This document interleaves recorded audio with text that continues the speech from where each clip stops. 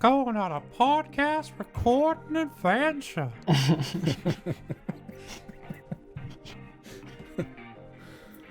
It's my favorite kind. Yeah, okay. So, look, I mean, geez, we're good. We're golden. We're feeling great. We're fresh and funky. We're fucking ready. Delicious. Yeah. I also, unrelated, but realized that sometime later this year, we are going to end up having episode 420. Well, I'll be properly medicated for that. Well, you know, who can say, really? Oh, yeah. There we go. Ibuprofen, baby. Ibuprofen. Yeah. That's what all the cool kids are reaching for these days. Straight up. Yeah. I'm not a smoking man anymore for lung reasons, but I have found some alternative medicines that work really good for headaches, it turns out. Oh, yeah. Right. For headaches. Yeah, actually. Tried a lot of stuff, did not work, but that, ha ha ha ha, oh man. It's like a sandblaster. It's just like, And who doesn't want to sandblast their brain? You know what I'm saying? I do know what you're saying. I have a very, very good idea what you're saying. Rhett, did you play any games? So I can add them to this little doc here. He might be dead. He said, oh shit. Oh my god. He, he couldn't handle it. Could not handle the pressure. He did say that his network was having issues, which is a problem. That's a big old podcast problem. Yeah, just, means you got to do a little more of the old editing. Fuck. Hey, this is going really well.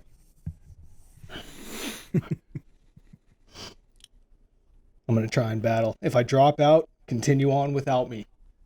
We will soldier onward. Yep. I will get back in here as soon as possible. God. Unbelievable. Did you play any games, Rhett? Man, nothing that you guys are going to want to talk about. It's just been old shit. Checked out Horizon on, PS5. God of War, which is incredible. A little bit of Red Dead. Just old shit. Red Dead runs exactly the same on a PS5. No, it's definitely better. It's definitely better. Is it? And it loads Okay. way faster. Well, Sure. faster. Oh, the As it loading should. times. As it should. Okay, cool. Yeah.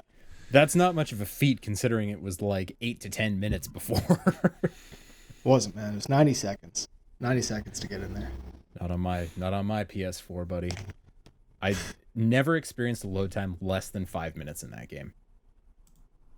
It was incredible. Yeah, but you were having all kinds of problems with that game that I'd never heard of.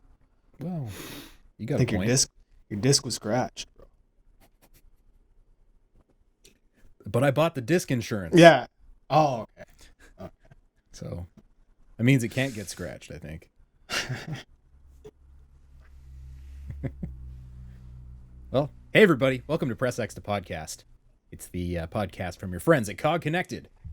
And today we've got my good buddies James and Rhett alongside myself, Paul.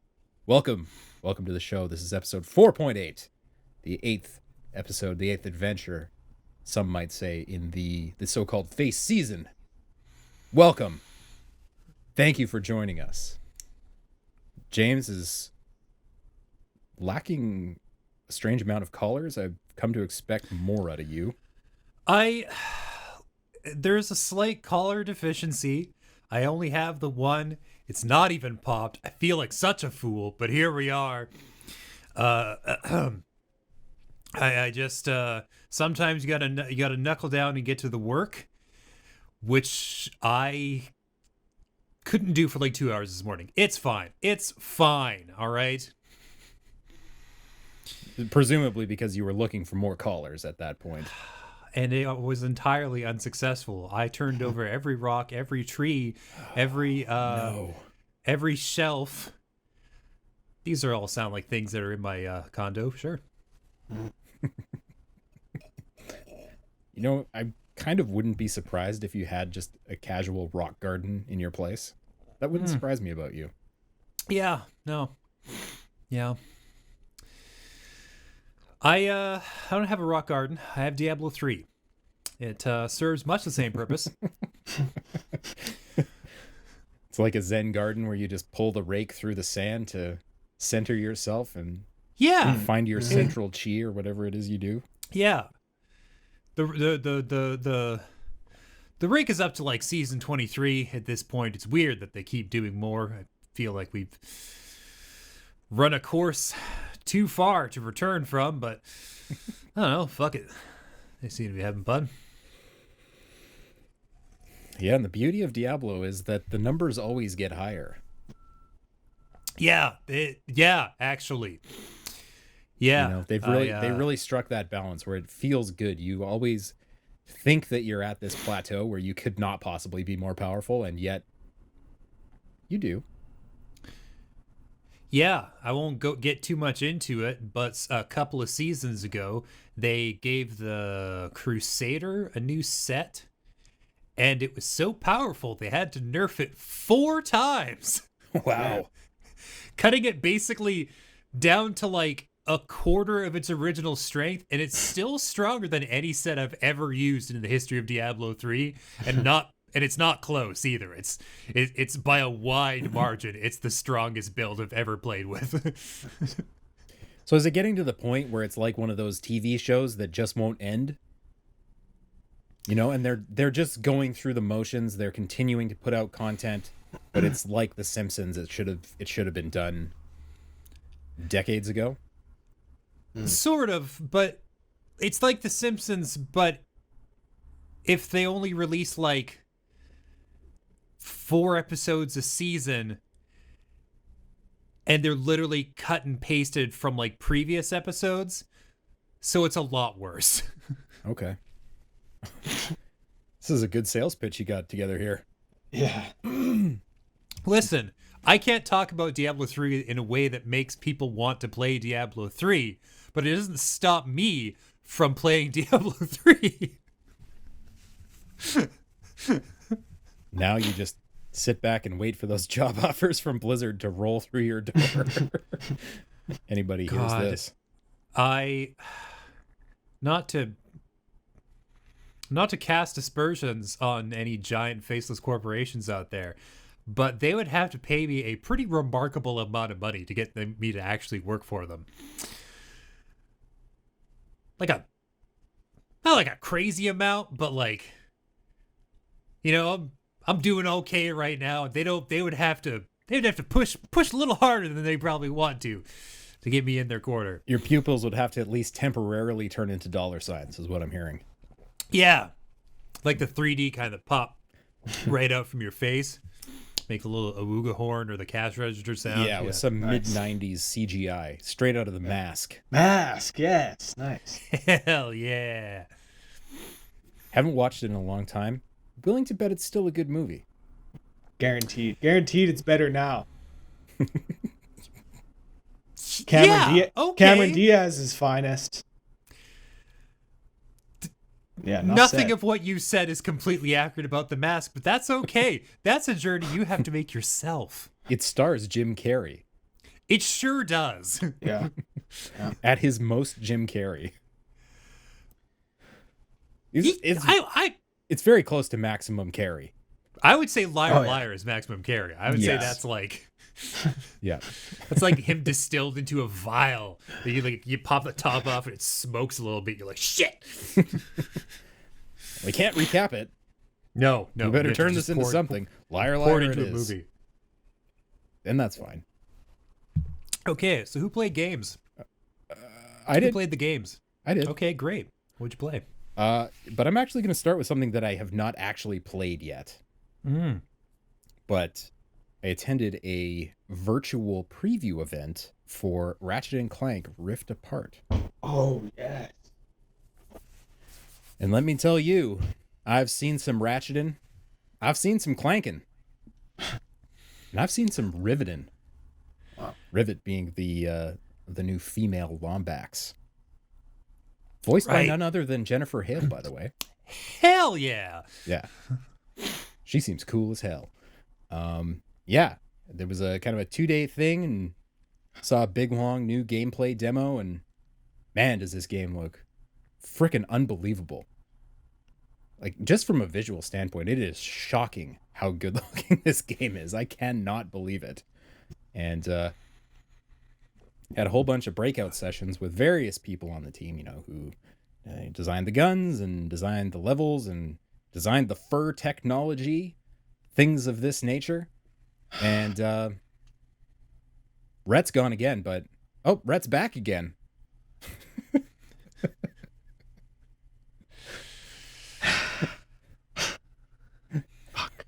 Not a good start. Not a good start.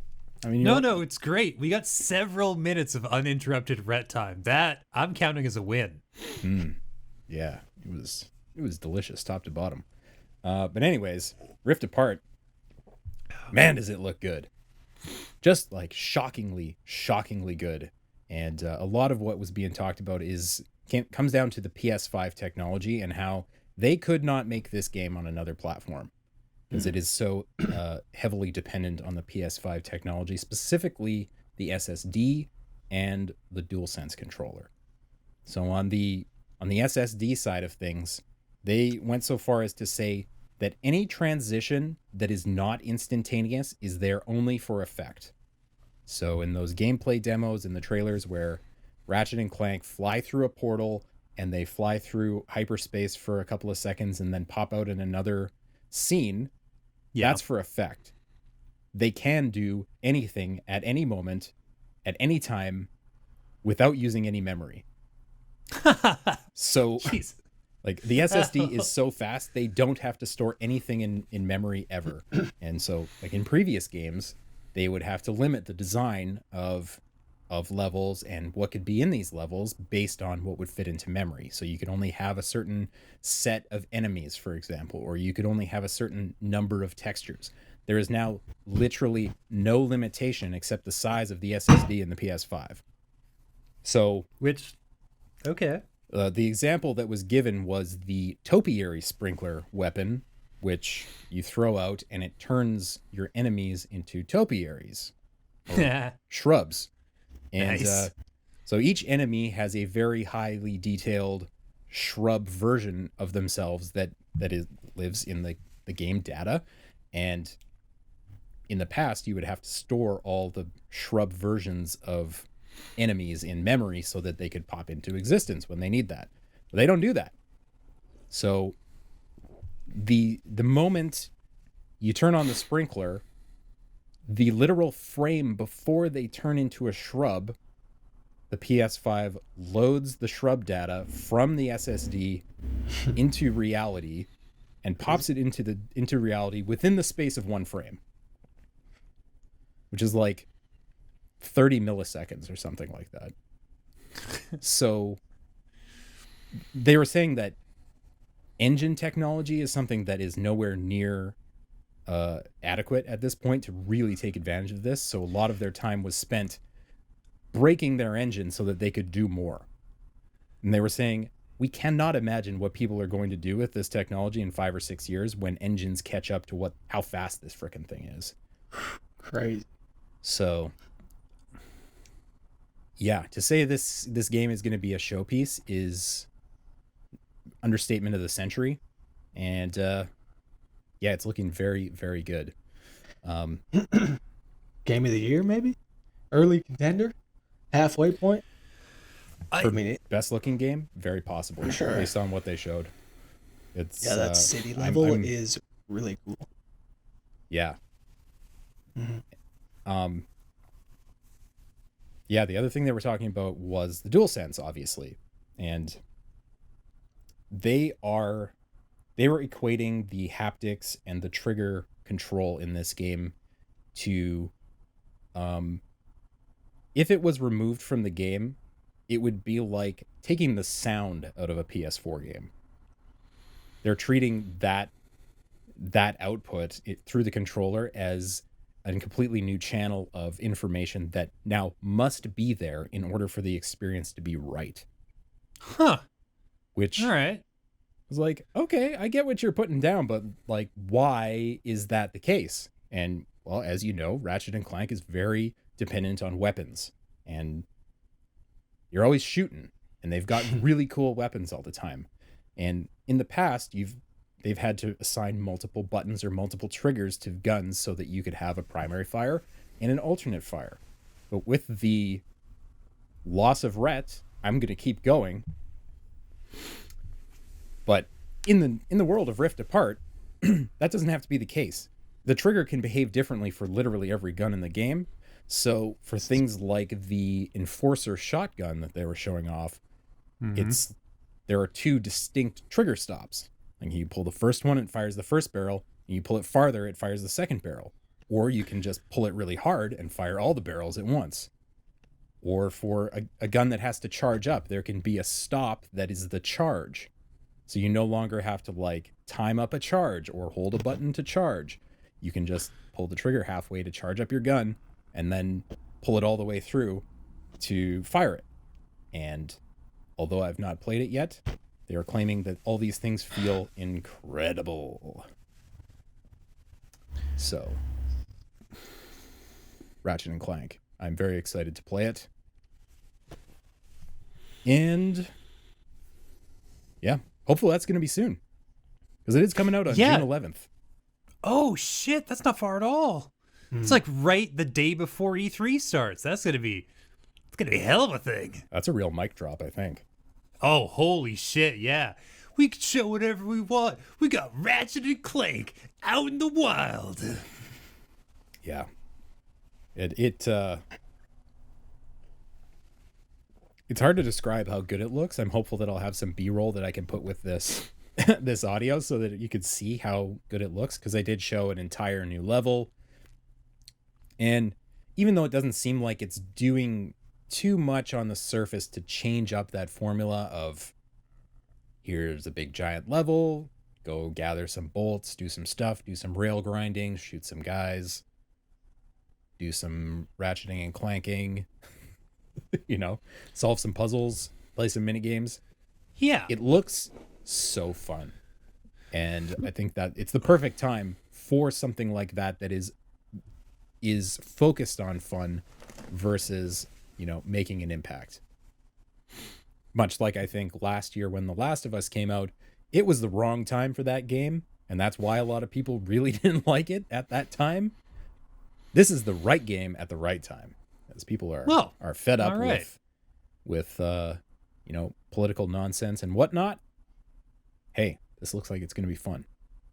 Yeah, just get in there, and people like basically know what to expect from a Ratchet and Clank game. They kind of understand what they're getting into. They're just giving you that, but like better.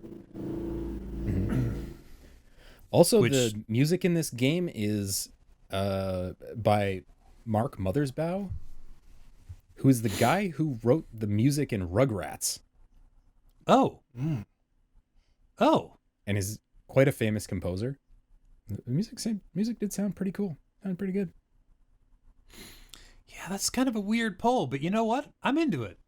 You get the Rugrats guy, which I'm sure he has credits to his name that are not Rugrats that I just don't know, because the list of composers I know is real short. Well, the way they were talking about it and why they wanted to work with this guy is that Ratchet and Clank has this, lighthearted appeal. It's very whimsical a lot of the time, but it does also try to tell some serious story elements. And when action ramps up, they want it to get really actiony. And so they, I guess this composer's work was kind of the blueprint. They were like, well, we really want somebody who can write stuff like Mark Mothersbaugh can. They're like, what if we just tried to get Mark Mothersbaugh? That would be very Mothersbaugh-esque. Yeah, it would. It would strongly resemble his work in a lot of ways. But yeah. Anyways. Yeah. So obviously have not touched it yet, so can't vouch for the quality of the game, but all the things they were saying sounds like they have taken this in the correct direction to push the franchise forward and are implementing all the things they learned making Miles Morales for the PS5 launch to really leverage that PS5 stuff. Yeah, this is probably a pretty safe bet. Yeah. One more thing to note that I thought was very impressive is the PS5 is so powerful and so overpowered for what this game requires that they can at all times be rendering 2 full detail scenes. So lots of times if they do a thing like you can see through a portal into another world, you aren't just seeing that portion of the world. The entire world exists. It's being rendered and the system knows what's happening in that background. Or if they do things like a cool sci-fi wipe, both the scenes that are being shown exist at the same time. There's no trickery. Because they don't have to do trickery. So you have like an open portal, and then the whole world exists on the other side of that portal. Yeah, the shit that's happening on the other side of the portal, like all the characters that are doing things, that's all happening. But the world that you're currently in, all that shit's also happening too. You know, I don't know. I don't really have the language to properly describe the idea in my head. But what I'm thinking is that having this kind of power in games means that people like speedrunners and glitch exploiters, you know, the sort of people who like to like go in and like break things and fuck around and push the limits of a game are going to find some really wild shit in the coming next couple of years because suddenly the size of the playground is so huge and like there's all these things. It's like, well, they couldn't possibly let us do that, but like, well, I think maybe they can now. You know what I mean? Like, yeah, the speed of the architecture that is happening in the back end removes all speed limits. So, like in the future, if they're making a future Spider-Man game, there doesn't have to be a cap on the swing speed. So if someone figures out an exploit to make Spider-Man swing at the speed of light, it's possible. And it'll keep up. That's a really weird nod to subculture, but yeah, just moving as fast as like an F-14 or whatever, just like ripping through the skies. Afterburner Spider-Man, I'm into it. Oh my god, yes. I'm into it. Hey, this just occurred to me right this second. But if somebody wanted to make another Superman style game, right?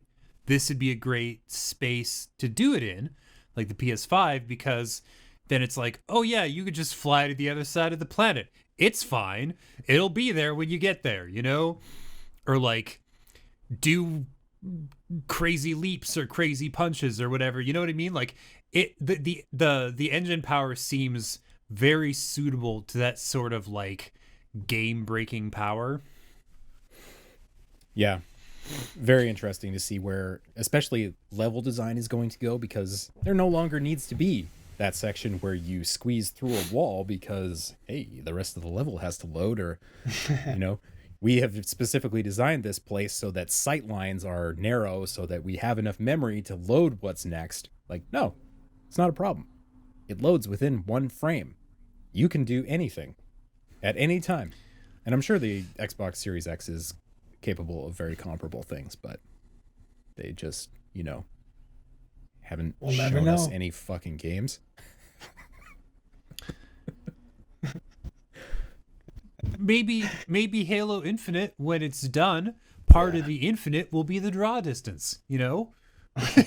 Just like you can just like bust out your viewfinder and look to the other side of the planet or whatever.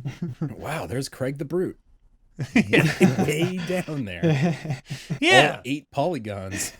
Yeah. Just fully rendered 2.5 miles away. Sure. And, you know. Yeah, even for things like No Man's Sky, if they decided to rework that for the new consoles, you know, in that game, if you've never played it, when you're flying in space, you're flying in space. And then when you get to a certain height above the planet, your ship kind of like burns down into the atmosphere and it renders in the planet. So now you're in planet space, not space. That doesn't have to be a thing anymore because there's no longer a memory limitation. Which is kind of hard to process. And I don't know how PC games are going to catch up to that point. Because that speed is so integrated into the matchup of CPU and memory and SSD and whatever else. Yeah, like PC gamers getting a badass SSD, it's not that unusual. Lots of people run them. I have one on my desktop just for like quickly loading essential programs. But yeah, you have to all the disparate components have to talk to each other pretty fluently, or else you're gonna get like slowdowns and trip ups and stuff like that. Like, I think for PC gaming to get to that specific point, performance wise, you'll probably have to like start like doing like branded shops where it's like, oh no, you need, if you're going to use this graphics card, you kind of have to have this SSD and this CPU. Mm-hmm. And then when you do that, then you can run these wacky future games. Yeah, I'm sure it won't take long to get to the point where sheer brute force is overpowering the problem. Yeah. That's what PC gaming is all about. The Sandblaster method. It's true. Funny side note, Days Gone is coming out on PC relatively soon. I'm very curious to see what kind of PC you actually need to run that correctly versus the PS5 version of Days Gone, which is like 4K 60, pretty much locked solid. So, do you need one of those graphics cards that no one can buy in order to do that on a PC? Maybe. Maybe. Double side note, it's almost impossible to buy a graphics card because of all the coin miners. Yeah. Like we weren't already destroying the planet fast enough just with the manufacturing of high-end graphics cards. Now we're doubling and tripling our efforts with stuff like NFTs and Dogecoin. Yeah. Just right to the memes for that reference. No deeper. So yeah. What have you been playing, James? Well, there's a couple of games. Let's start with the really. Actually, you know what? They're both pretty chill. They're both pretty chill games. It's been a pretty chill couple of weeks. Mm-hmm. The first one was Skate City, and that one came out on Apple Arcade like 1.5 years ago, maybe 2 years ago. I think it was 2 years. So it's been a couple years as an Apple Arcade exclusive, which means it didn't exist, and no one can tell me otherwise. Now finally, it's out in the world, and it's on, I think, basically every console, and it rules. It's a skateboarding game, a side-scrolling skateboarding game, where you travel a big, long, looping city course and perform like little tricks and like challenges, or you can do like a free skate forever and ever. And the visuals are very kind of like pastel, clean, simple polygons, really like laid back looking. But the soundtrack is the real reason I jumped on reviewing this game in the first place, because they use it's just like 3 different lo-fi hip-hop instrumental artists, And that is a genre of music that I have been slightly fixated on for a few years. Like, it's something that's like been a part of the background radiation of my life since like 2016, 2017. And You're it's like basically you're like the real life embodiment of the lo-fi studying girl. Not often, not all the time, but like definitely I had a lot of like study sessions, artists like Flamingosis and like people like that, and I think there's 3 different artists whose names escape me right now because I'm, bad at preparing for podcasts. But they have a whole playlist album out there on Spotify, and it's great. It's super chill. It's cool. It's like, in my opinion, probably like one of the best parts of the game is that it introduces people to this music genre kind of movement that's been popping up on YouTube. And I think it's just a valuable piece of cultural currency, is to just expand the reach of this stuff. And also the gameplay is really good, so that's cool. It's pretty simple. You're just like, it's all like the sort of tricks and moves that are like based around traversal, because you're constantly running along this loop path.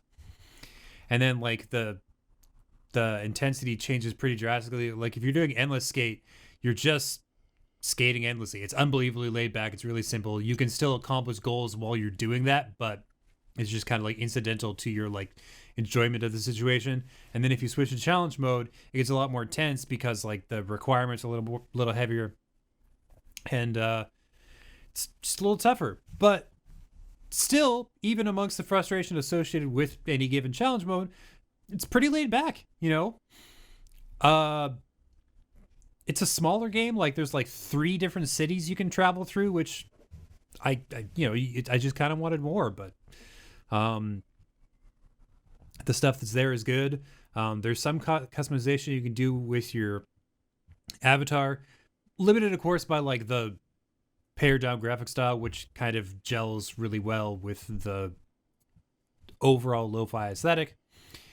But yeah, not quite as much game as I would like, but the stuff that's there is great, and I really enjoyed it. And I think it's very important for the proliferation of the lo-fi hip-hop movement.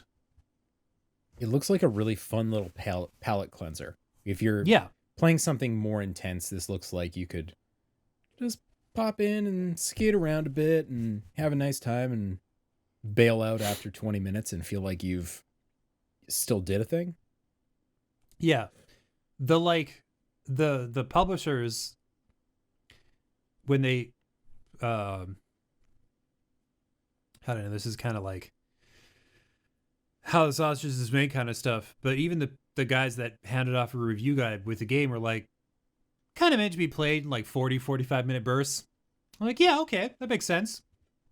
They very explicitly let me know that. I'm like, for maximum enjoyment, get in for a little under an hour and then you're good, right? I'm like, yeah. Nice.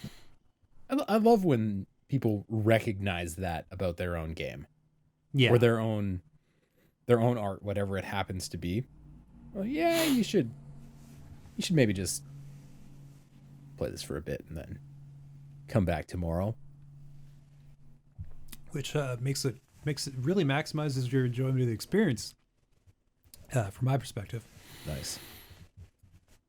Well, the other thing I was playing was very much not that chill. Not that chill at all, because it was Resident Evil Village. Oh. All right. Yep. That's an RE game. Very much is an RE game. So, yeah. I was going to ask. Yeah. One of the big memes that's popping up around this game, almost as much as Super Tall Vampire Lady, is the poor hands of Ethan Winters. Oh my god. Yep. It's not exaggerated. He takes some serious damage. And frequently finds just some random bottles of liquid that help his appendages either regrow or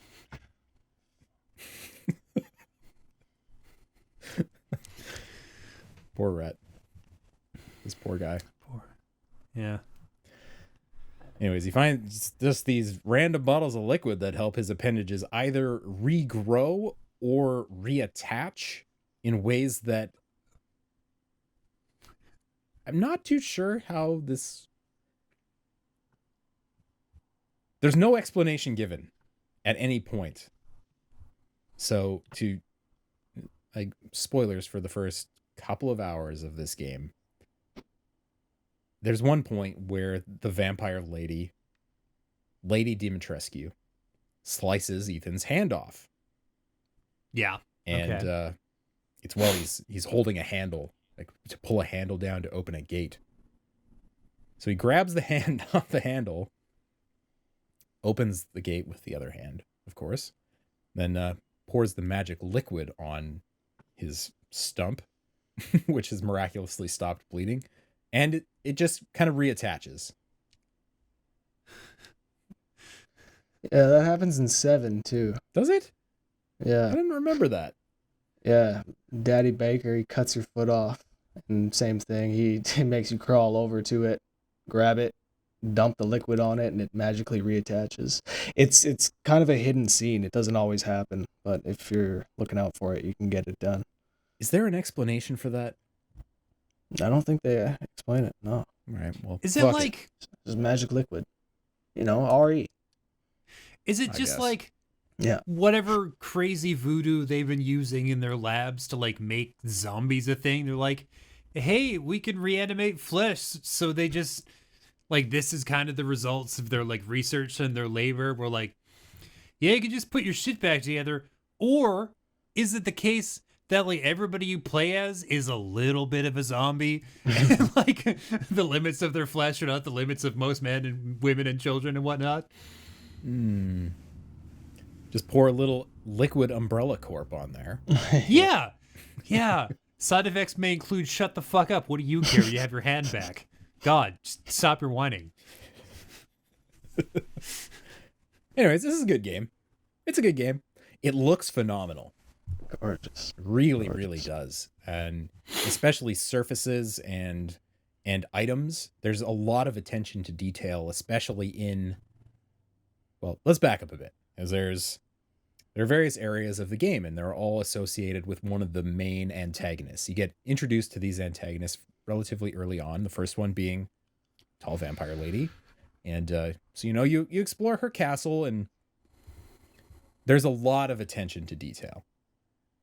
I spent a lot of time staring at the wood floor, just kind of seeing how the ray tracing works on the floor. And fuck me, does it look like wood? Sometimes you just look at a surface in a game and think, God, that really looks like mud, doesn't it? Yeah. And this game is all about that. Nice. Walls really look like walls. The bricks look like bricks. The apples look like apples, And it's remarkable for that reason. I would say it's not that remarkable for the gameplay. It's a good game. It's a good Resident Evil game. There are some truly spooky moments that did get me for sure. I won't spoil any of that, of course, but it doesn't do anything too interesting. It's fairly predictable. You know what you're going to get.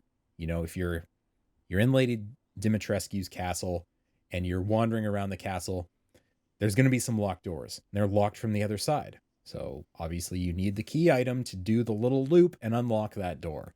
It's very much that kind of game. And I think while I give that a lot of a pass for the remake games because they're games of an era, and one, I have nostalgia for them, and two, they're third person, which I kind of generally think makes me like games more. This is a brand new thing that they've just designed. So I'm like, come on, can you be a little bit more creative than, to make me take apart this statue and pull out its eye so that I can stick it in a door and the door opens and then I walk around, and then I find the shotgun, you know? That stuff it works in the sense that it guides you to the horror moments. But I don't think this not pushing the genre forward in any remarkable way. Okay. Still, if you liked 7, this game plays better. Oh, there we go. A lot of it's very combat focused. A lot of the combat is better, I think, than it was in 7. I kind of felt like I was more in control of what was happening, and there's a little less of that classic Resident Evil. Oh, I just can't spin around quite fast enough to get this thing, and I'm bit. There's a little bit less of that. Obviously, it still happens, but yeah. Also, I would recommend, like, we got the codes for this game quite late, so as not as the guy who was reviewing it, but the guy who was doing capture for the video review, I was like, I've got to put this thing on casual. I've got to blast through this and get some, get a few hours of content. I've got to go quick.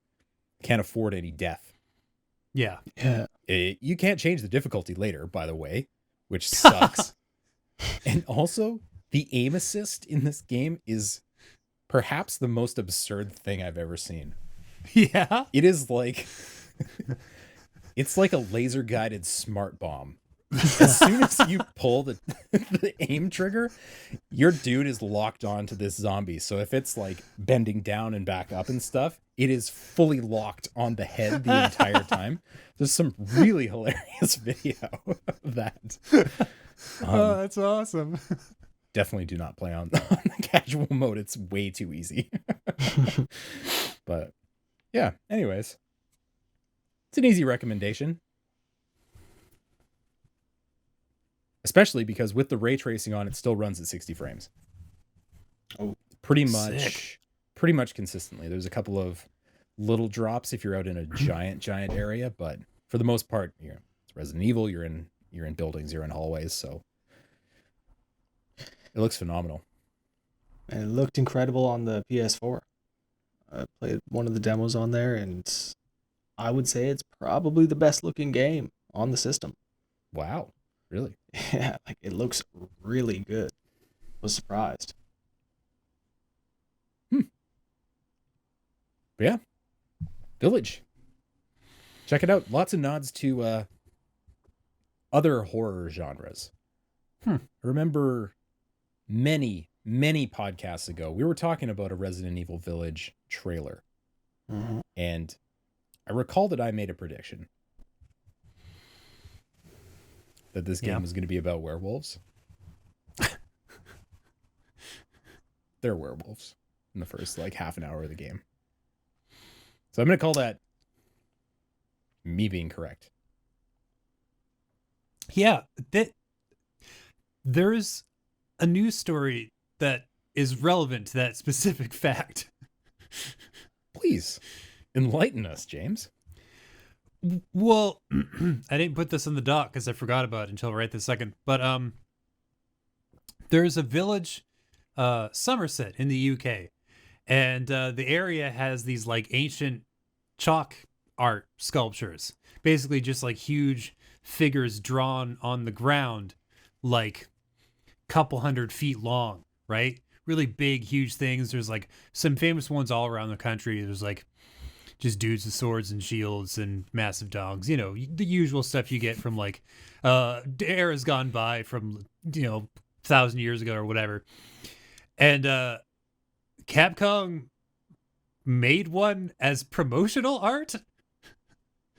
So it's a giant werewolf chalk art drawing. It's 100 meters long and 58 meters tall, done in chalk into the side of a hill just outside of Somerset. And it showed up on the 3rd, and nobody knew what the fuck was going on. News crews are out there, but what is this about? Why is this happening? And then a few days later, some Capcom reps, I guess, went out and added the Resident Evil Village logo in the corner. So now there's just this gigantic piece of PR art done in the style of this ancient form of like chalk art sculpture. Like, yeah. If you were a savvy Resident Evil gamer and you happened to like be in and around this area, you would have known that there were werewolves before the game's release. That doesn't really surprise me about Capcom PR, given some of the things they've A, done in the past, and B, done at things like E3. Like the year the RE2 remake was coming out, they had the mansion. Like they recreated a piece of the mansion inside the event center. Nice. Which, obviously, that's awesome. But I love the idea that there's this piece of advertising that's now like permanently etched into the earth. Yeah, like, I don't know how they did it. I don't know how you do that kind of art in the first place. I don't know if it's undoable or if it's just like, oh yeah, that's going to be there for a while. Like, most of the local residents didn't seem that perturbed by it, but like, I only read the one article about it. Maybe there was like a local historical society that was like, you motherfuckers, you're betraying the, the art form or whatever. I don't know. Guaranteed. Oh, I'm sure they exist. Yeah, just some real sad human beings. Just real bummed about this biz. Well, they shouldn't be, because it's a cool game. Yeah, there we go. I haven't finished it yet, but I'm going to keep playing it. Which is about as good a recommendation as I can possibly give. Like especially when I'm not reviewing something, if it's a game that I have finished creating content for and I'm going to keep playing it, it's probably pretty good. Yeah. Now, true. Are you going to restart and kick the difficulty up? At this point, no. I'm definitely like 3/4 of the way through, but yeah. I'll be interested to see what the speedrunners do with this one. Generally, they've got a lot of room to play around in Resident Evil games. They're generally really good about that. Yeah. Anyways, what else has everybody been playing? Rhett, you play anything? I guess I've been playing Monster Hunter Rise. Nice. You were talking about games that you've continued to play after creating content for. Yeah, Monster Hunter, I've been steadily working my way through. It just got a content update, a week ago or a couple weeks ago. New monsters, new gear, new weapons, the usual. Yeah, a lot of fun. Playing old shit on the PS5 as well. I guess not old shit. MLB has been really nice on the PS5. We were talking about that last time. It is very, very smooth, and that Stadium editor or creator is pretty cool. Hey, so hold up, Brett. All right. Now, when we last convened for a podcast, we were all celebrating the fact that you'd successfully gotten a pre-order or an order in, and you'd acquired and purchased a PS5. Now, in the interim between that podcast and this recording, you have acquired the PS5. Mm-hmm. So, Rhett, I want to hear a little bit about your initial experiences with this console. That's nice. That's very nice of you. It was a very, very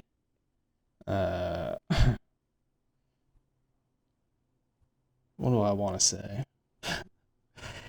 It was an experience. I mean, the first time, man, the first thing I did was check out Astrobot. Yeah. You guys have talked about it before. I don't really have anything to add about it, but I'm looking forward to seeing what they're going to do with this controller. That's really the big thing with it so far. I'm really looking forward to seeing what they're going to do with that. Ratchet Hell and yeah. Clank. I'm probably most excited for that. Sounds like that's going to really take advantage of it more than anything else. So, yeah, good system. I haven't really played any like PS5 games on it though, so I don't have much to say about it.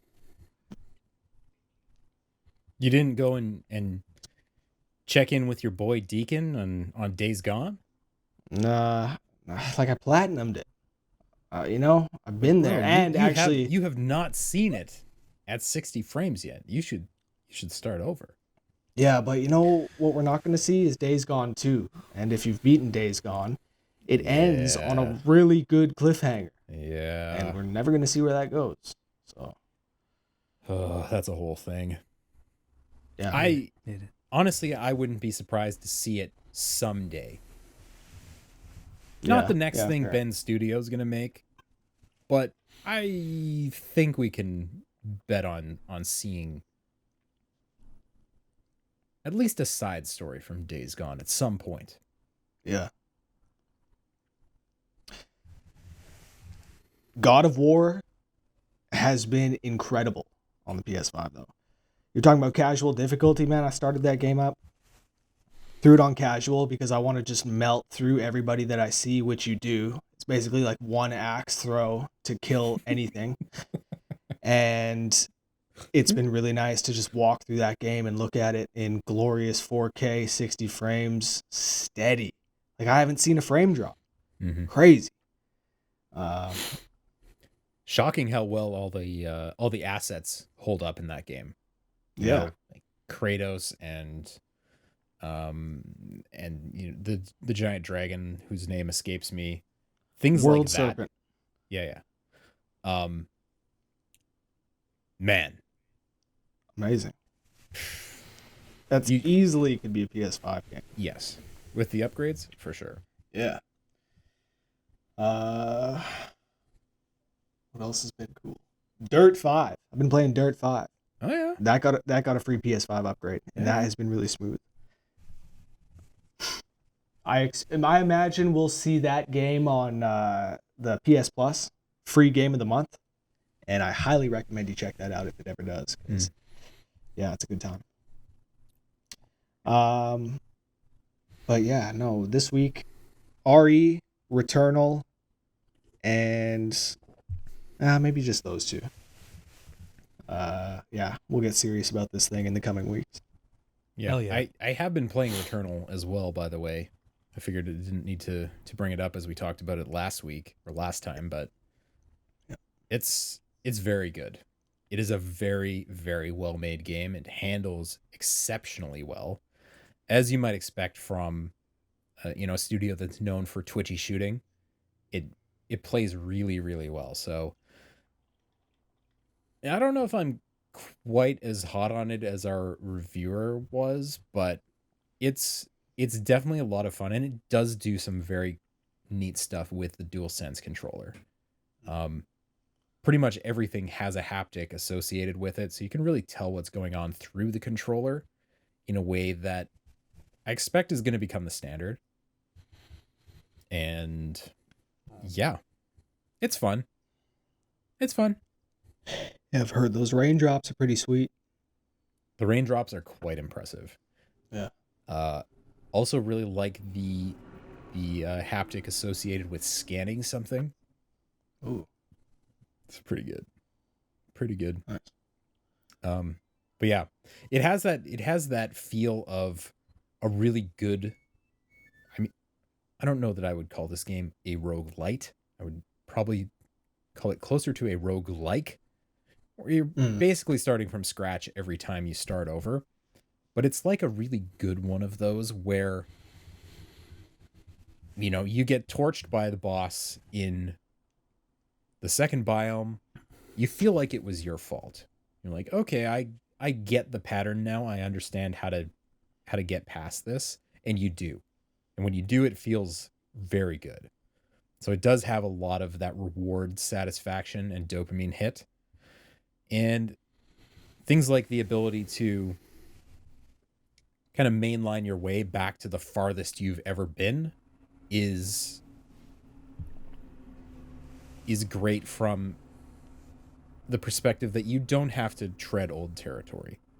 So if I'm working on the third biome, I lose my run, I don't have to make my way all the way through biome 1 and 2 to get back. Nice. There are shortcuts. So I don't have to beat the boss again. I don't have to do all that shit. You don't have to have the perfect run to beat the game, which is nice. All right. Anything else, James? You wanna talk Yeah, about yeah. any other chill vibes? Yeah. The other one I've been playing, the other chill game, was the console release for Subnautica Below Zero. Playing that in the PS5. And chill is kind of a complicated label to add to this game, because while you are exploring a beautiful underwater ocean paradise, it's like colorful and vibrant and serene and powerful, you are constantly running out of air and food and water and life, and every second is just like you struggling to come up with resources and make sure that you're feeling stable enough to make progress to the next piece of the puzzle. It's a surprisingly intense survival game when you play with all the settings in the right way, you know? Because you can turn off like hunger and thirst and shit like that, but I was like, no, give me the full meal deal. Let me see the whole experience. I want to see how bad it can get. Oh, it's really cool. I don't know. It's just a cool game. It's just a cool concept. Did you play the first one? Barely. I bounced off it pretty quick. Like, specifically because of the constant low level stress that you have to deal with and the shit you have to manage. Like other survival games, like Valheim, for example, your hunger and thirst and your coldness bars, that stuff is like very much like background noise that you pay attention to once in a while when you really have to. In Subnautica, especially, I don't know, I can't really speak to the first one, but in Below Zero, like you very quickly end up being like, oh shit, you need to seek fluid intake. You're about to like suffer serious damage from the thirst and the hunger and shit like that. And like you're always, because exploring underwater is like a fraught thing. You get like maybe I think like 30 seconds of air before you do any upgrades, and you can't even really get a respite above the water, because as soon as you're out in it, because it's a stupid Arctic fucking planet, you're freezing to death immediately once you get to the surface. So like when you're exploring above the water, you're like and so like everywhere you go and everything you do, there's those little set of countdown clocks, little bars depleting constantly, just be like, don't go relaxing or anything. You can't be doing that. Gotta keep moving, guys. But on the other hand, the upgrade trees and the progression that you deal with feels like very quickly. Like I got like a scanner and a repair tool and a habitat builder almost right off the bat, and I was like building a base within a couple of hours, and like a sea truck, what they call it, so you could like do like dives underwater up to a certain depth. Of course, after 150 meters, you risk. This is the weird thing: if you take the sea truck to 150 meters depth, you start experiencing hull damage, and like you're gonna destroy the truck. But your ass, unprotected, just out in the water, it's fine. You can just hop out of the truck and do some exploring, and your frail little body doesn't like experience any serious drawbacks. You run out of air faster. Like your oxygen efficiency decreases the deeper you go, but you could handle it. You don't have any structural damage, but your sea truck will fucking collapse. So you just park the truck at like 148. Yeah, and then you just go diving. Yeah. All right.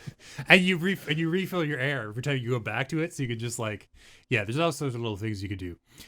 But like I touched on it before, I'm gonna say it again. It's a really fucking beautiful game. Mm-hmm.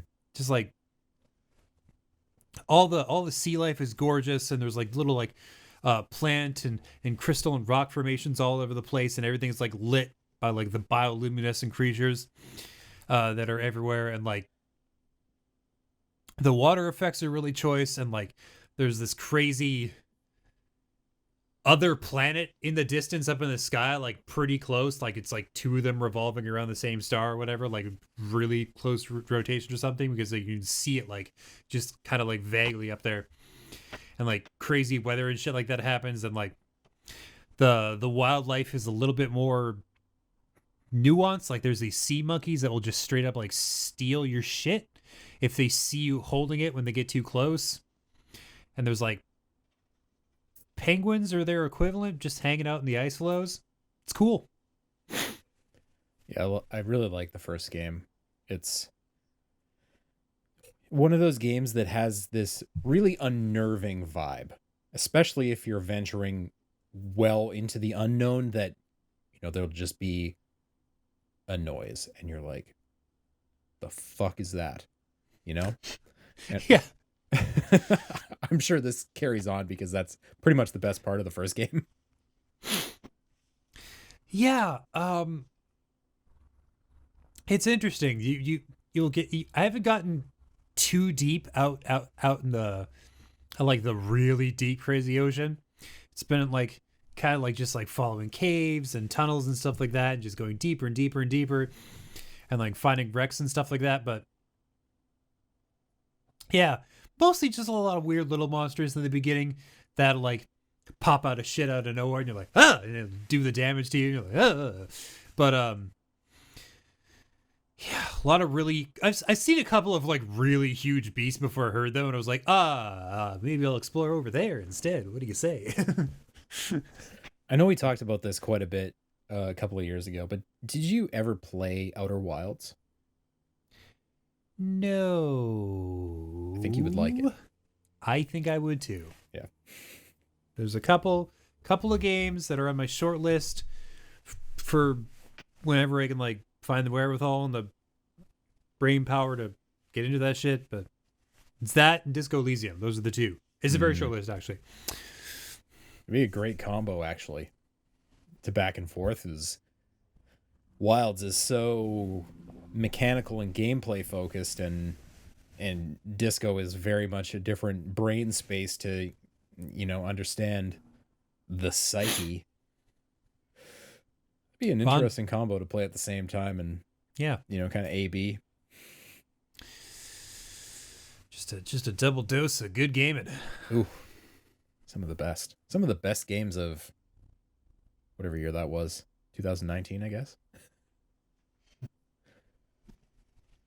Anyways, how about that news, James? Okay, well, I already talked about the one thing, which is the crazy art sculpture. I'm gonna look that up, by the way. Yeah. Good wild shit.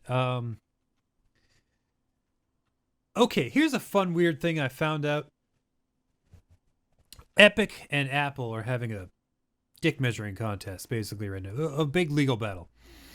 And the actual details are crazy boring. It's just Epic wants to be able to sell their shit on iPhones without having to go through Apple's store, because Apple takes a cut of it, and Epic is, you know, a big capitalist company and they want every dollar for themselves. You know, the usual billions versus billions bullshit. Nobody cares. Here's the cool thing. Because they're in the middle of a big legal proceeding, all of this like previously not public information has been coming out of the woodwork. And one of those things that we've learned was specifically how much Epic paid out, like the buyout price for different games they would give away over the course of like a week, right? Because they would like give, like, this is free for a week. They had a big chart, and like, this is how many units we sold, in heavy air quotes because they paid nothing for it. And then this is the like the buyout that we paid to the developer or the publisher in order to get the rights to distribute this for a week. Metro 2033, not a thing, not a fucking dime. They paid $0 for that game. Woo! Yeah, they just had that shit. Oh wow! But Subnautica the First, 1.4 million. Wow. Yeah, right? Like that's 1.4 million for like a week's worth of sales. But a lot of sales, like a lot. Like probably if they'd been able to sell it at cost or at the full price that many units for that week instead of for free, they probably would have made more. But you know, that's the trade-off, right? Mm-hmm. So they got a $1.4 million buyout. Some of them, there's a lot of like little weird like little bits that were not zero, but they weren't a million. Like I think Super Meat Boy made like they paid those guys like 80,000. Oh, really? Yeah. Because like some mean- games that are like crazy old have been out for years, and it's just like, well, you know, we'll give you something for it. Like I think like Fez was like 40 or 50, and then like yeah, there's a few like a whole bunch of really little ones that was like, okay, so you guys made a couple extra bucks. There's a couple really heavy hitters. I think the Batman trilogy got like 1.5 million. Interesting. That's surprisingly low to me. Yeah. Yeah. But I mean, But that's just for like that's for like a week where they're just like, Yeah. we'll give your shit away for a week in exchange for giving you $1.5 million. And they're like, okay. yeah. I mean, I guess if your game is old enough, you Yeah. kind of hit the point of saturation in a lot of ways. I know there's tons Yeah. of things on Epic Game Store that I just added to my library, even though I own it probably a bunch of other places. Meat Boy and Metro included. Because, Yeah. hey, why not own this thing over here? Yeah, there was a bunch. I kind of stopped going back to the weekly sales just because I was like, I'm never going to play these things. There's no point in downloading them. It doesn't matter. That's true. I Very just true. didn't even bother. But there was a few I picked up and played for, God, at least 40 minutes. Ooh. Yeah. But yeah, it was interesting to see the numbers break down. And like it's like, oh cool, they made a little money, but then you see how many units they moved in that same time frame and you're like, yeah, you didn't really make any money. So, based on all that, how much do you think Microsoft had to pay for day one Game Pass on the show?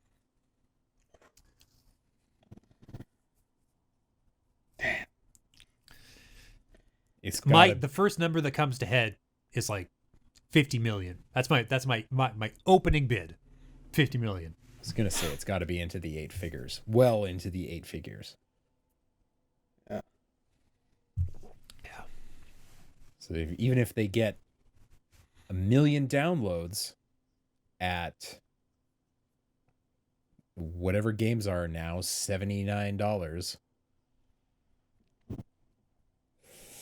I don't know. You get a bit of a discount because it's on Game Pass, and, you know, they're giving you a deal. So at 50 million, I could see it. Yeah. Yeah. Didn't that Epic and Apple thing also weirdly reveal that Microsoft internally reviews games from other publishers? Didn't I see that? I kind of glossed over that, but I guess it makes sense. They must have a team of people who are just like, their whole job is to like scope the competition and see what their deal is. And there was a couple of like surprising reviews where they were just like, oh yeah, no, this was awesome, this ruled. You know, they have like an official internal memo that was just like, oh yeah, no, that one was great, or whatever. Like, I didn't see any feedback where they were like talking about games they thought were dog shit. I think there was a couple that they like gave internal kudos to. Yeah, I was reading the Last of Us 2 one. Yeah. Where on the technical front, the takeaway was that this game is substantially ahead of literally everything else in just about every area. Like mechanically and visually and from an audio perspective. They just look at it, they throw their hands in the air like, fuck! Fuck, good thing we canceled Scalebound, I guess.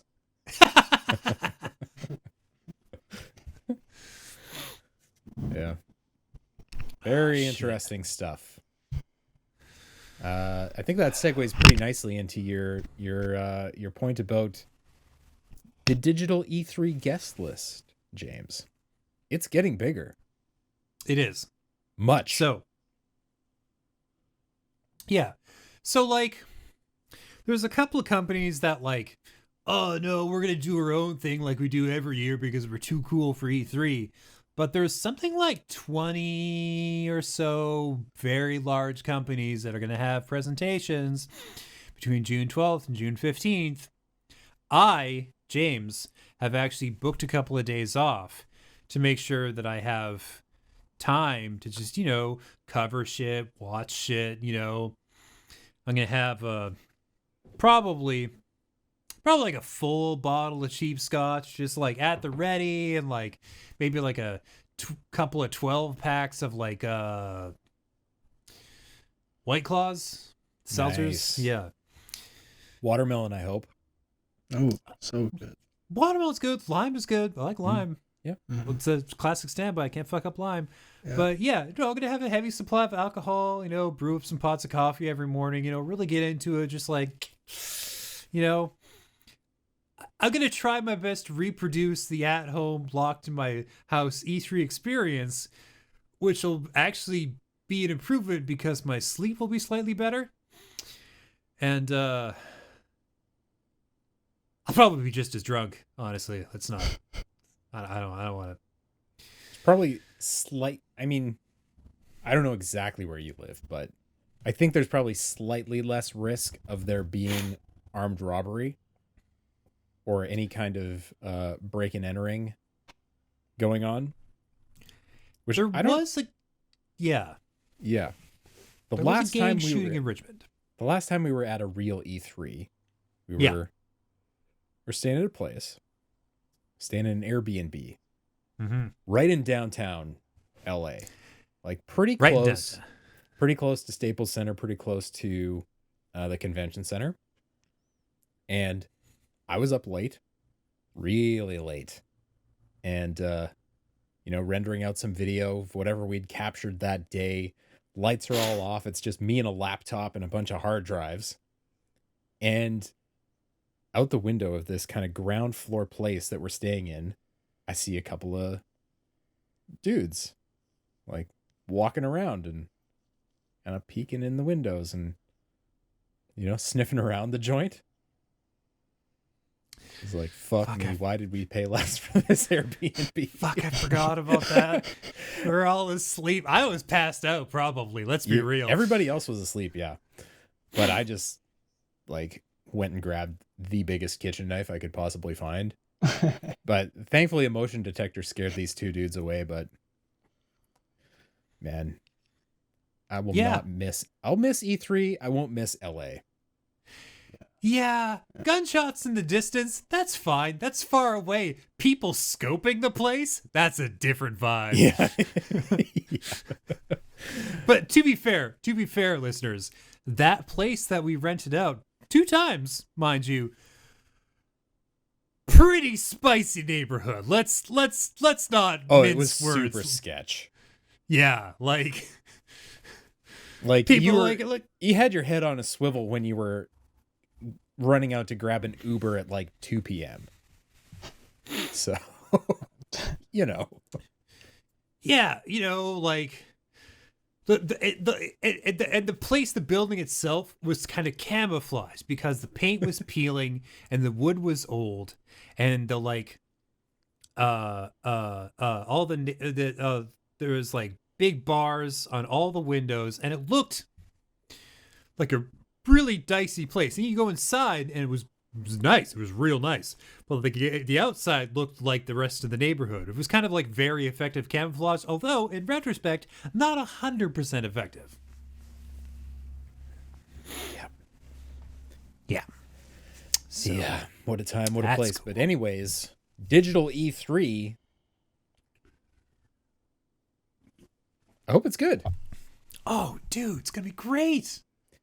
Are all these companies that have stated they are supporting it, are they part of the digital E3 experience, or are they just doing stuff at the same time?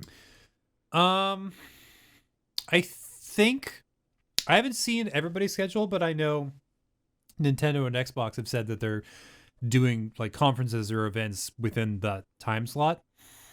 Okay. Show me what you got. Yeah. Let's see it. Let's see the games, Xbox. Let's see The game. the Switch Pro, Nintendo. Fuck off! It doesn't exist. No, everybody can just take a long walk up a short pier. It's not a real thing. I'm gonna get the hype train going again. Let's see it.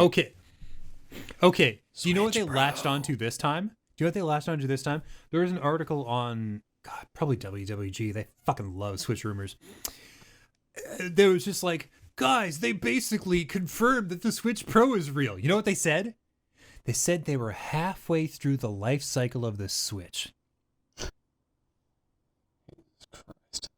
So, Okay. it's been 4 years, maybe? Yeah, so it's been 4 years. They're halfway through the life cycle. That would make this the standard life cycle for a Nintendo console that's selling well.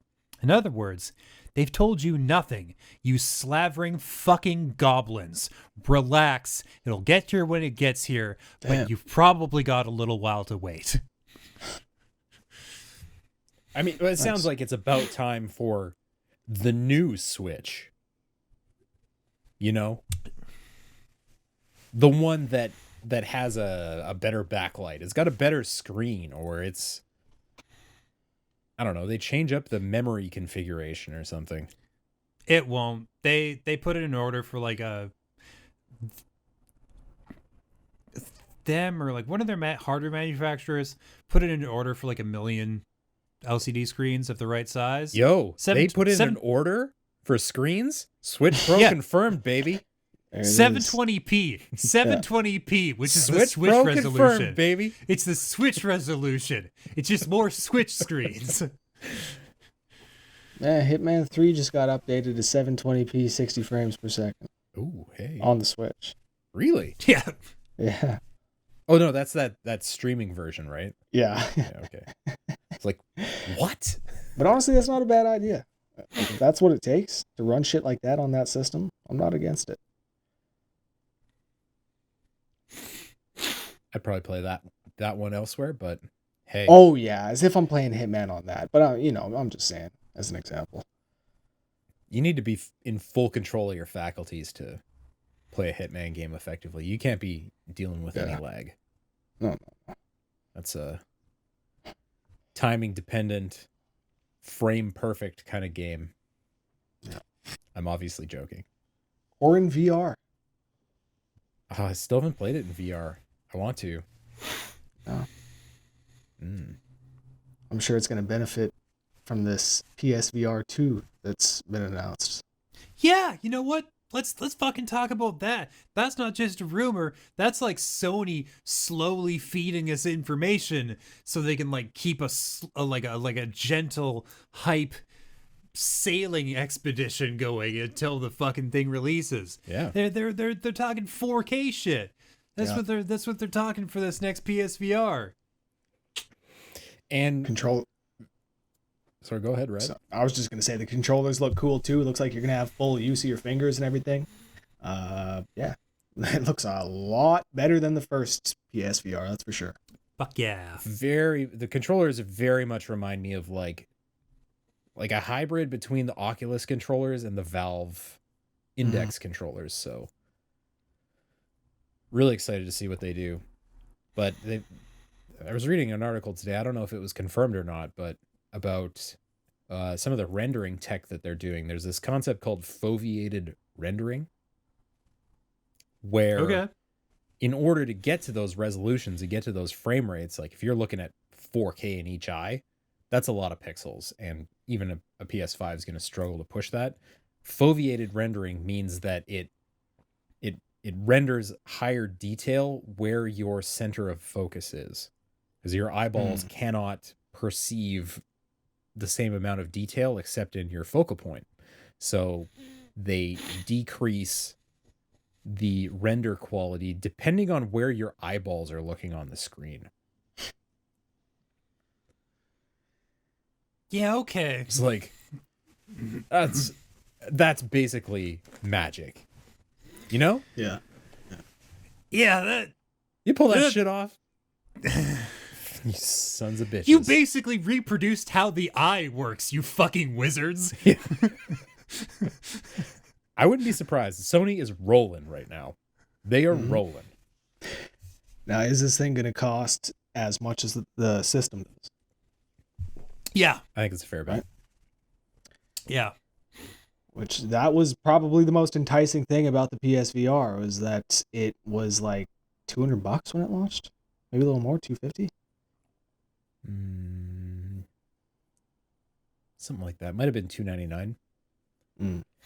Yeah, I would guess $299. They love their 99s when they Right. sell these things. Anyway, speaking of Sony, the PS5 is going to be in short supply for quite a while, James. Yeah, that came out today. That was something I saw on Destructoid. Basically, there was like an investor call that Sony had with their top dogs, their money men, and yeah, the trouble is that there's a kind of a chip shortage. Yep. Just generally, just worldwide, just manufacturing certain kinds of complicated components. It's kind of difficult right now. Is it temporary? Is that just the way things are going forward? Kind of hard to say. But what they said was that it's probably likely that the PS5's supply problems are going to continue into 2022. They've moved 7.8 million units up to this point. They expect to move 14 by the end of the fiscal year, which is realistic, you know. Another 7 in another year. Right? That's fair. As long as they can produce them, they'll sell them. Yeah. They're very much supply limited. Like, Yeah. The recent information about how many of these things they've sold is that they're kind of around the 8 million mark, which is basically in line a little bit ahead of how many PS4s they've sold, which was also supply limited. So, I mean, they're not doing a bad job getting these things out into the world. I think a lot of it is the pandemic, and people have a way bigger appetite for things to do at home than probably ever before. Yeah. It's I don't want to be the doom and gloom guy. He says, preparing to be the doom and gloom guy. But this is a problem we're going to keep seeing with greater frequency with a wider variety of products. You see, chips and like everything that runs off them, which is, you know, all of our electronics, require a very specific selection of rare earth minerals. And they're called this because there's like a handful of places on the planet that they can be reliably extracted from. I say handful. I know of one. There might be more. I don't know about them. I only know of the one on the planet where you can get these materials. And it's in China. So extrapolate whatever conclusions you want from that information. Most importantly, we just have the one spot. Maybe there's a couple more. I feel like once we tap that vein, we're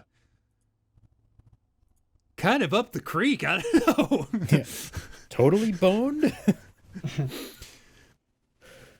Yeah.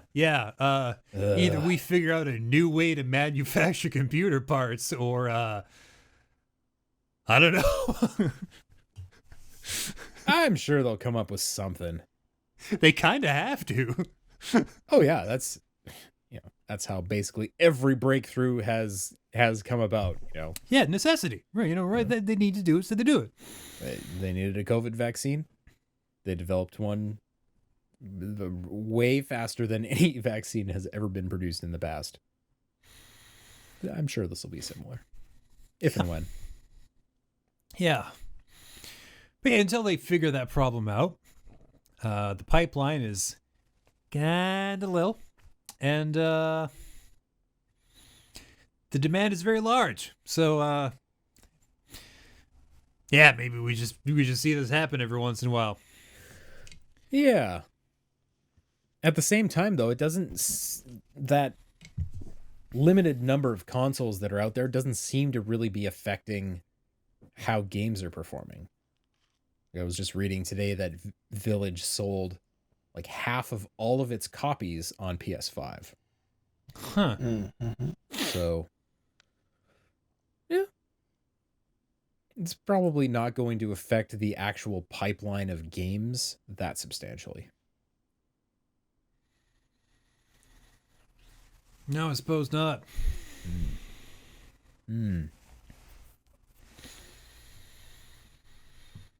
Anyway, is there any more news out there? Well,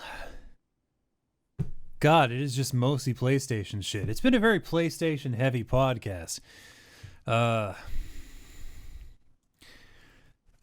just doing shit. They're making moves. Microsoft, Xbox, come on. We want to talk about your shit, but we need shit to talk about. We need you to be out there doing things instead of just like hoping to be the next Netflix, which you already can't do because Netflix is the next Netflix. All right, you need a different thing. I mean, listen, we could have put a piece of news in here that said Xbox has added FPS boost onto more games. But here's the problem. Not one person fucking cares. Nobody cares. No. It's cool. I'm glad you're able to do that. That is very clever.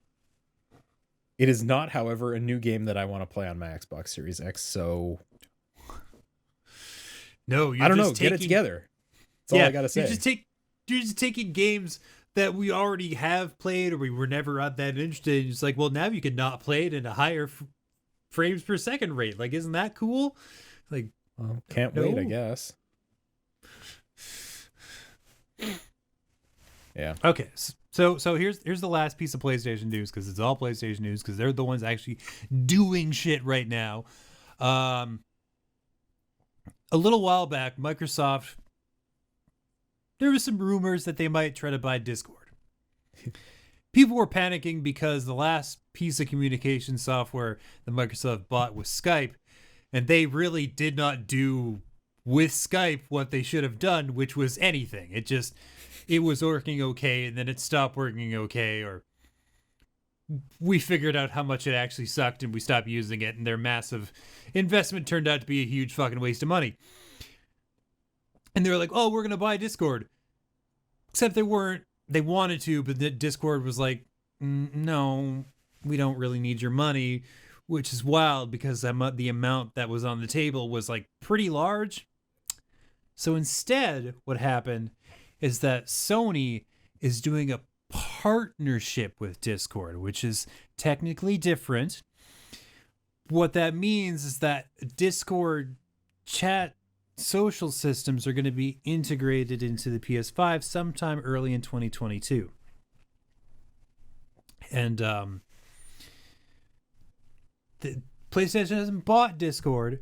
They made a minority investment in what was called round H of their of their sales or their acquisitions, or I don't know what it is. There's a blog post about it on Sony. They talk about round H. They got up at round H and they made a minority investment. It was like, this blog post is obviously not for me because I have no fucking idea what that means. So that's fine.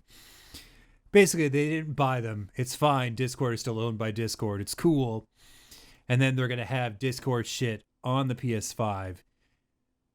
And it'll be integrated. It'll be easier than ever for PlayStation gamers to play together and stuff like that. And it was just, okay, that's cool. All right. I like Discord. Yeah. We're using it right now. It's great. I don't know how that's going to make the PlayStation experience better. It's basically a Shark Tank kind of thing. Like, we're going to give you X number of $1 million in exchange for something. And probably that was some percentage of stake in Discord's future dealings and whatever consideration they want for their consoles. And I think even though this kind of blew up a bit, I think it's being understated how big a deal this is. Because think about how many Discords are out there. Everybody has a Discord. Every streamer has a Discord. Every site has a Discord. Every group of people that want to talk together have a Discord. Now that's on your PlayStation. So come 2022, I can pop open the COG Connected Discord and I can talk to everyone on there. I can play directly with people who are on that Discord through my PlayStation. That is pretty cool. It's a massive counterpunch to Microsoft's live offerings and a very direct slap in the face to their efforts to buy Discord. Yeah. Which I don't think is a coincidence either. No, I think this happened right after that did for a very specific reason. Like, oh, you don't want to get bought by them? How about we just give you some cash and we put Discord on the PS5? They were like, cool. Sounds good. Because they've been around forever. They're a well-established part of the gaming internet. They're like a fucking dynasty by this point. They don't really need Microsoft's money. Like, they offer them like, it was some crazy amount, like $10 billion. And they were like, nope. Yeah.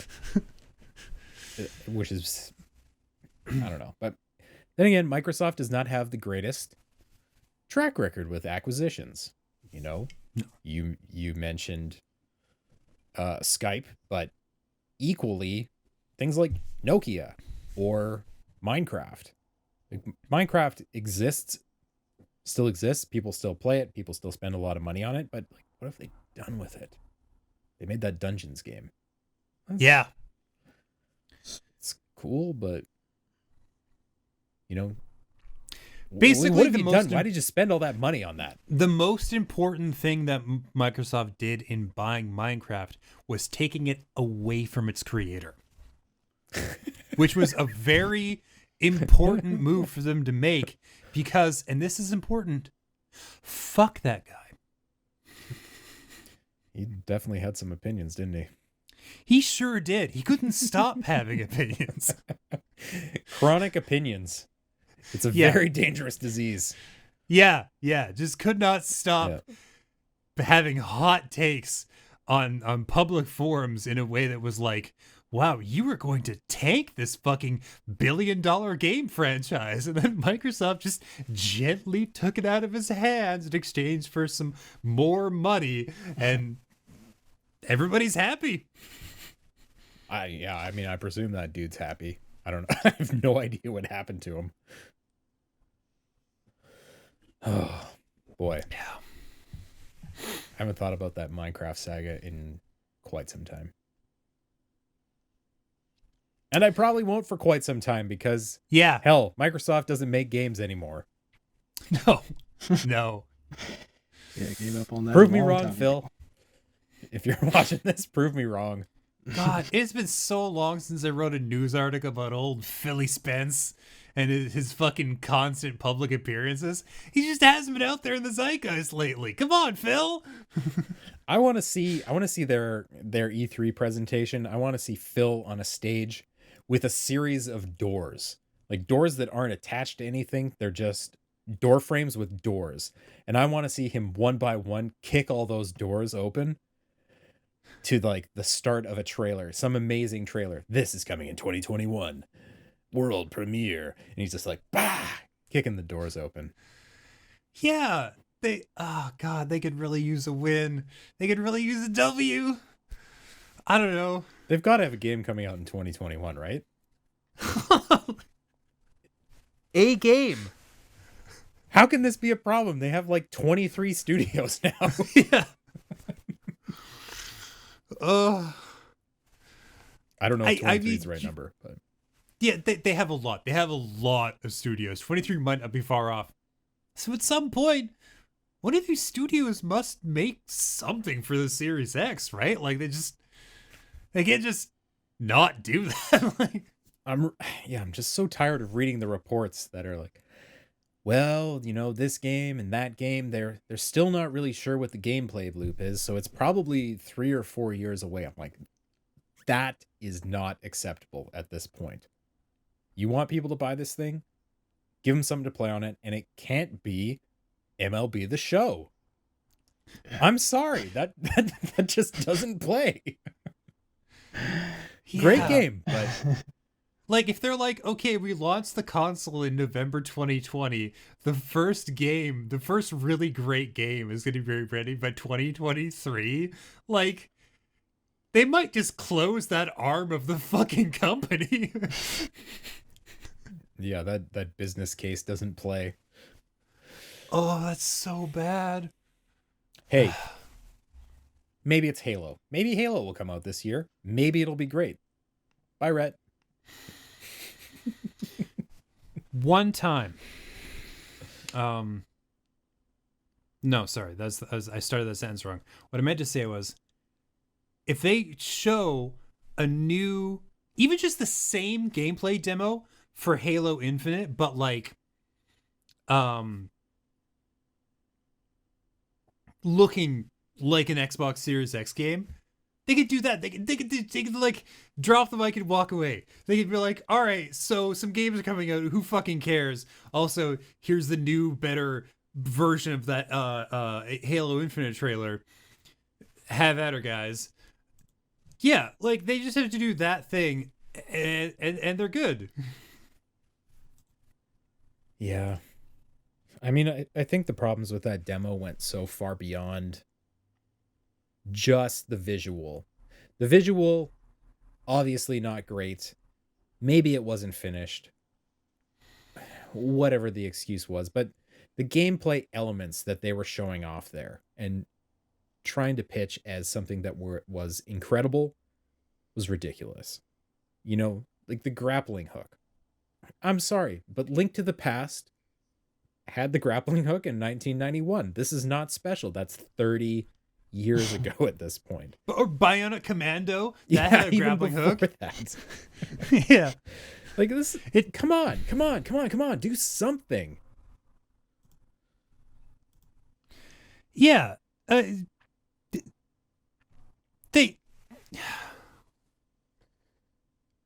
I remember when I watched that video and I thought to myself, oh man, this looks like Halo, but I don't really play. Well, I haven't played Halo since, like, I think the third one, maybe the second one. I haven't played Halo since the second or third one. So, like, my understanding of where the series is supposed to be at by this point is kind of spotty. So when I saw the trailer, I was just like, oh yeah, it's more Halo. But then everybody else who actually plays the games was, they had a different opinion. More nuanced, we'll say. Halo 2 or 3 was a pretty good place to stop playing Halo. Well, that was the last time I was doing like single screen multiplayer with a bunch of buddies. Okay. It was like me and three friends on a TV in this basement doing multiplayer. Like that was the last time I played Halo, was when it was that. Fair enough. I mean, yeah, I don't know. But they've got to have something other than that, right? They've got to have something other than that ready. Maybe not. Maybe arguably, it's maybe not, but yeah.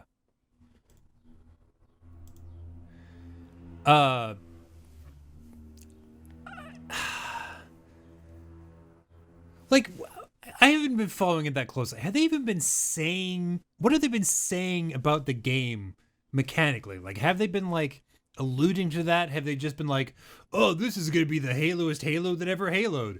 Or have they like actually said something about the innovations coming up? Like, I don't know. Like, what's been the scoop? I don't know, actually. Although I just Googled Halo Infinite, and one of the first articles from one day ago on Screen Rant, Xbox Insider teases Starfield, Halo Infinite, and more at E3 2021. Reliable Insider hints at some of the games Xbox might be showing off at this year's all-digital E3, including Halo and Starfield. Oh. You know, the cool thing about Reliable Insider is that could either be A, somebody who works around Microsoft, or B, it could also be a person they met at the bus stop. Because, True. This article is also mentioning Forza Horizon 5. Hey, there you go. Unsurprising, but Yep. would be Yeah. nice to have. Oh, yeah. Age of Empires 4. Crickets. yeah, it's been coming for a while. Be great. Those are great games. You do another one, also good. You know, I got no complaints. Also, other possible reveals and showings. Seems like it's just coming off the top of their heads as things that have previously been talked about once or twice. Stalker 2, The Gunk, and Hellblade 2. Oh, right. Yeah. Well, I mean, I would love to feel see like- more Hellblade. I feel like the Hellblade thing has been like in the ether for a while, right? Like that's been like, oh yeah, we're doing another Hellblade. Another Hellblade is coming. When? I don't know. Shut up. Stop asking questions. It can't be that close. You know, they announced that game. I feel like they announced it before that other Ninja Theory game came out. The one that was an Overwatch clone. I can't remember its name. Doesn't matter. It wasn't It that was good. an Overwatch. You know? I don't know. Anytime you call something a something clone, it's like you have permission to completely check out. Like, hey, listen, obviously you don't really need to be invested in this because it already exists in a superior form elsewhere in the industry. Bleeding Edge. Wow. You probably had to dig real deep for that.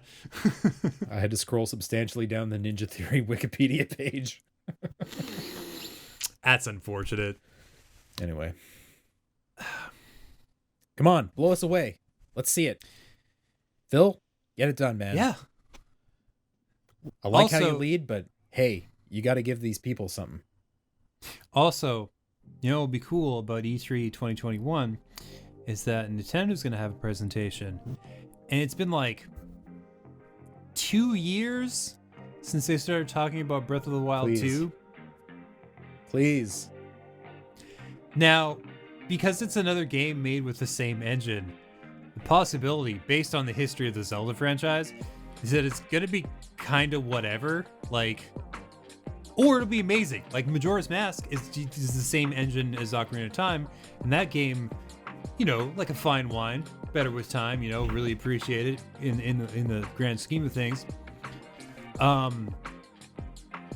But also, I feel like Twilight Princess and Skyward Sword had basically the same engine, and don't have the same feelings about those two games. One of them's pretty good. One of them is pretty good. One of them is Skyward Sword. I can see Breath of the Wild 2 being the exact same landmass, but with a Link to the Past mirror world mechanic. Honestly, it could just be like Breath of the Wild 2. It's just more Breath of the Wild. I would be fine with that. Like, This time you're Zelda. yeah, like I'm a simple man. I don't have high expectations for this franchise. You don't have to give me much in order to get me to buy the game and put like 60 hours into it. Like I'm a pretty soft sell when it comes to Zelda games. Yeah. And Well, as come on, long as you're release not- it, because then we can redo our Zelda rankings. Yeah, as long as they're not like, oh, we tied this wacky new control scheme mechanism to the central core of the game. Everything about it revolves around like waving something or drawing something or dancing, and you're like, as long as they don't do that, then it's a fucking home run. You have to play the game with a single Joy-Con. Like that.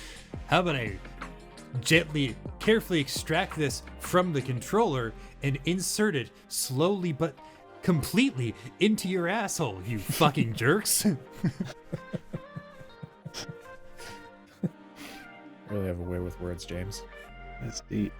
Mm-hmm. It is deep. All the It way. will be once I'm done. That's right.